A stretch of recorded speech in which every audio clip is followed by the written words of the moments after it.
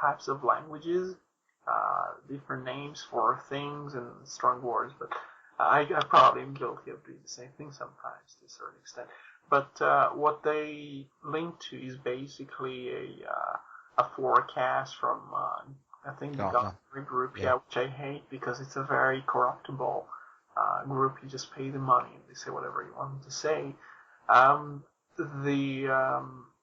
The group basically says, well, we look at some sales and we look at some numbers and we basically state in this case the obvious, that more and more people buy phones. And if you look at the numbers the past few years, every year you have more phones being sold, you have more mobile appliances and things being sold, and they just give you some numbers and some calculations and things and give you some estimates of things.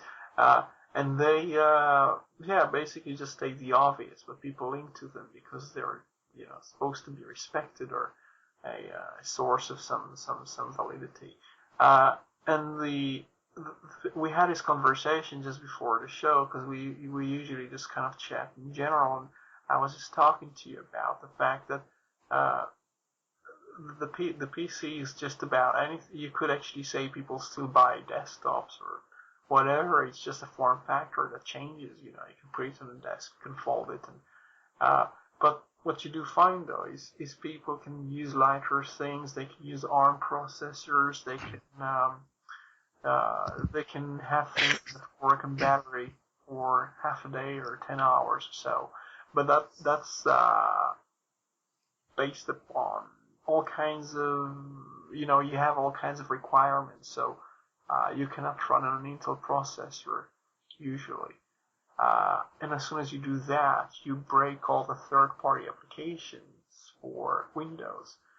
You don't have this advantage. You also don't have a build of Windows for certain processors.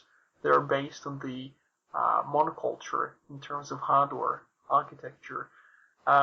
So here you are with this transition into other form factors and people using the web instead of using applications, or people going to online shops which pre-compile these things and put them in kind of a DRM form for you to install.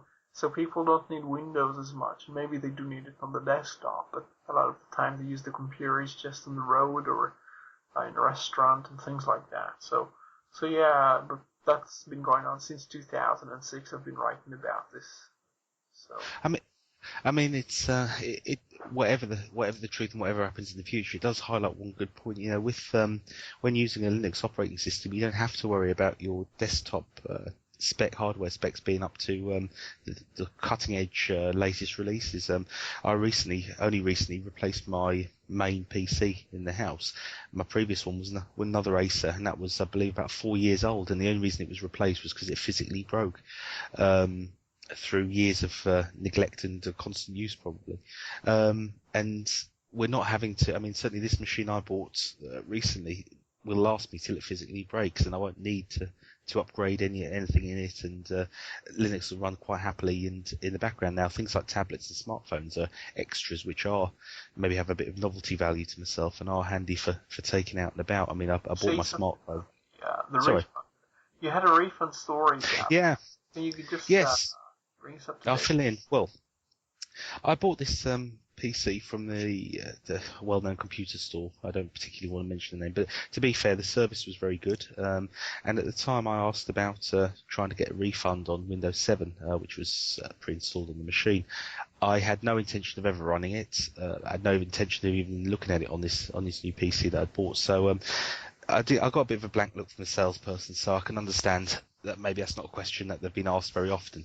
And I took the thing home. Now, as soon as I got it home, I installed Linux. It was the first thing I did. I ejected the bay, stuck the live CD in, booted it, did a complete install over on the hard disk. So Windows 7 hadn't even booted once.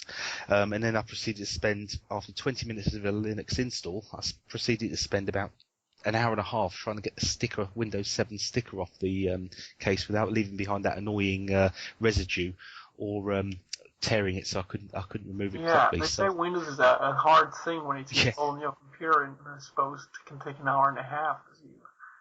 Well, it's an hour and a half to get the sticker off. It was a 20 Yeah. minutes to install Sabian and an hour and a half to get the sticker off.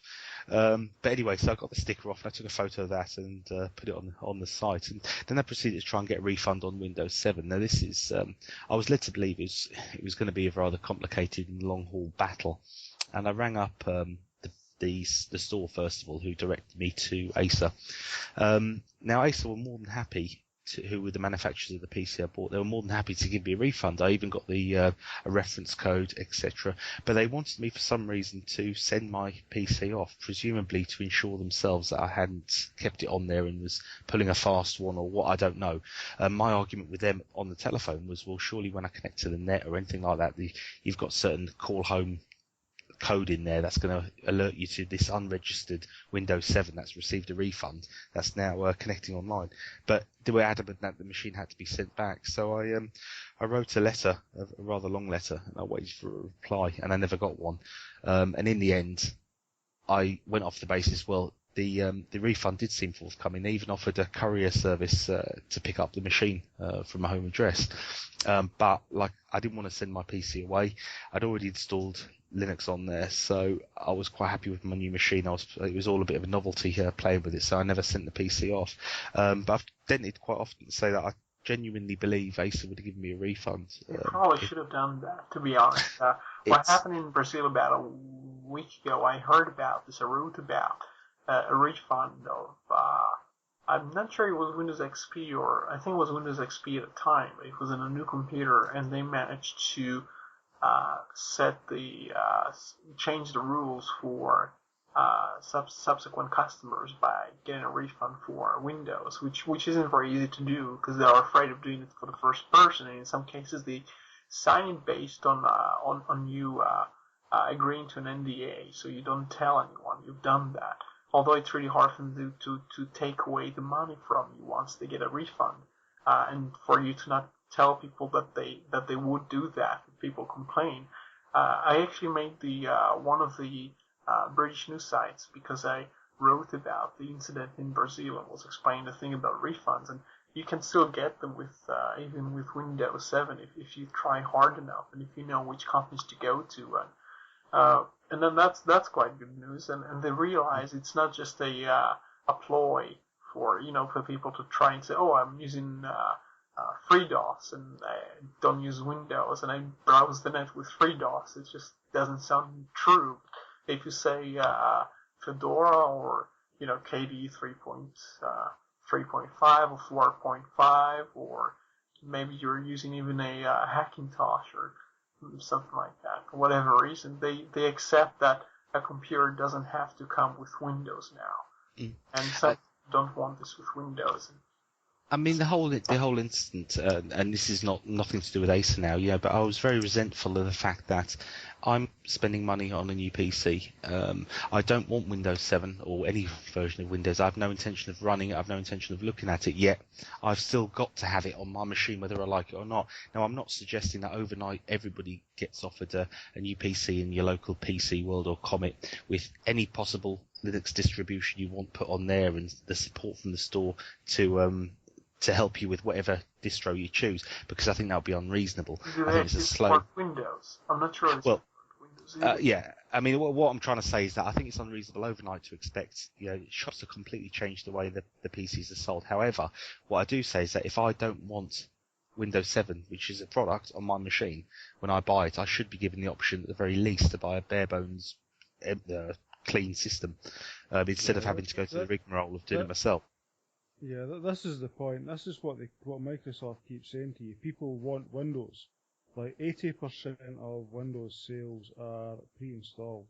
It's people that buy computers and that already have Windows on them. Newsflash: people don't choose Windows. The vast majority of people don't buy Windows either. The ones buying Windows are actually nobody buys Windows. People just license Windows, and those licensing Windows are not the people who use it. It's the actual companies like Dell and HP and Lenovo. They are the ones actually licensing Windows and then imposing on you what they paid for and bound to your computer and settled onto your computer. So I mean, one encouraging thing, sorry, just to very quickly interrupt, the one encouraging thing when I was at this particular store buying the computer was when I did mention at the time that I'd be putting Linux onto the computer. I didn't get met with the look of shock, horror, what on earth are you doing, are you mad type look. It was more of a case of, oh, that's your choice. And I certainly think that's changed from a couple of years back, where I think if I'd gone into a store in, say, 2005, I might have been looked by a salesperson as saying, well, are you